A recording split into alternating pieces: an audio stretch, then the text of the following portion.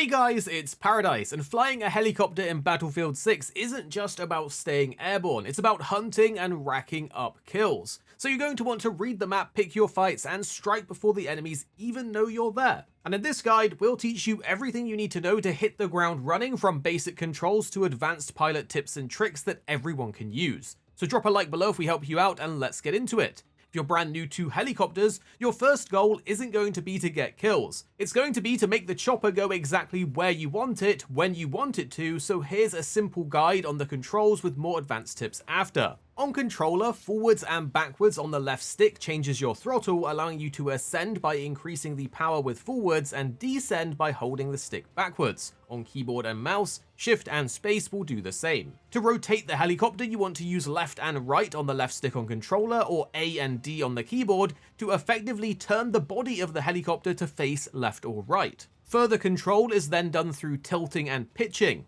You can tilt the nose down slightly with your pitch control, which is done by pressing the right stick forwards or holding the W key. With this, you'll feel the helicopter start to move forwards. The more you pitch though, the faster you will move and you'll start to lose altitude. So try to give it more throttle with W to hold it level and gain speed. The same will go for backwards, left and right. For controller players though, we highly suggest using the alternative buttons option, so the throttle is on the triggers. This lets you manage lift with your index fingers and shoot more naturally with the right shoulder button. Now make sure to get in the habit of using the Freelook to scan around you without having to impact your flight controls. This is like having a turret view without actually turning your helicopter.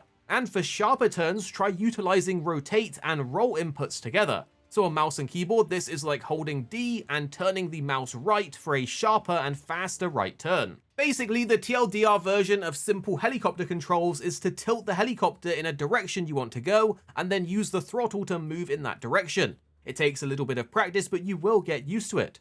Also, if you want to hover in place, just return to neutral and let go of the controls, and you'll slowly hover in place and you can make micro adjustments as needed. Now you have the controls down, let's go over some tips and tricks that every player can benefit from.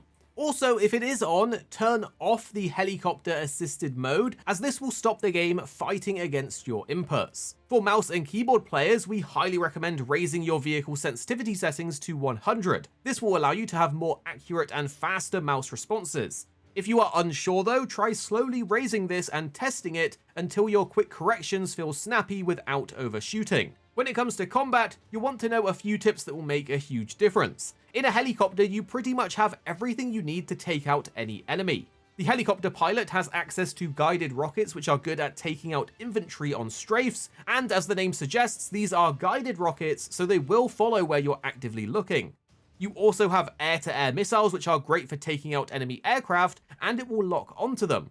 But anytime you lock onto an enemy or them to you, you will get a visual and audio warning letting you know you are locked, or worse, have an incoming missile heading your way. We'll cover how to mitigate this with flares shortly, because if you are the pilot, you also need to be mindful of utilizing your secondary seat in the vehicle, your gunner. For the gunner, you have a cannon which can be freely aimed in a large radius under the front of the heli. This is mainly used for taking out infantry and it can fire very fast. It is, however, not very accurate when spraying at high altitudes. So we recommend tap firing this instead of holding it, and this way you shoot in bursts that are more accurate and more likely to hit enemies.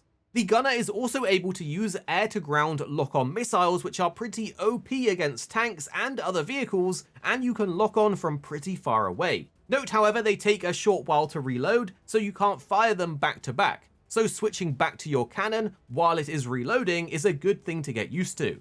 Now let's circle back to flares, which are a vital part of our defense in the sky. These will confuse any locked-on missiles, causing them to miss you. You're able to pop your flares with left on the D-pad on controller or 3 on PC, however timing these is incredibly important as you can get baited out and left vulnerable. So don't activate your flares when you see the locking warning. Instead, only pop your flares when this updates to incoming missile.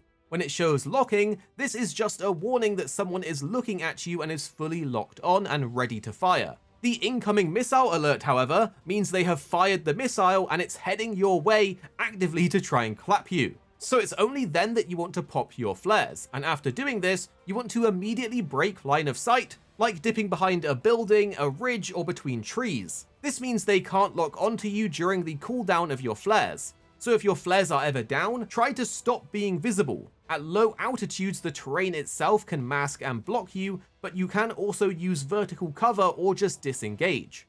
For example, you can use the ground itself as your shield. Try flying just above terrain so that the ridgelines and buildings around you will block bullets and missiles. For objective pushes, you can use hit and run tactics by hiding behind cover, then rising for a few seconds to fire and then drop back into cover. The idea is to be exposed only long enough to deliver all of your damage, never long enough so that everyone has time to rotate their guns and look at you, because there's a ton of anti-air options in Battlefield 6.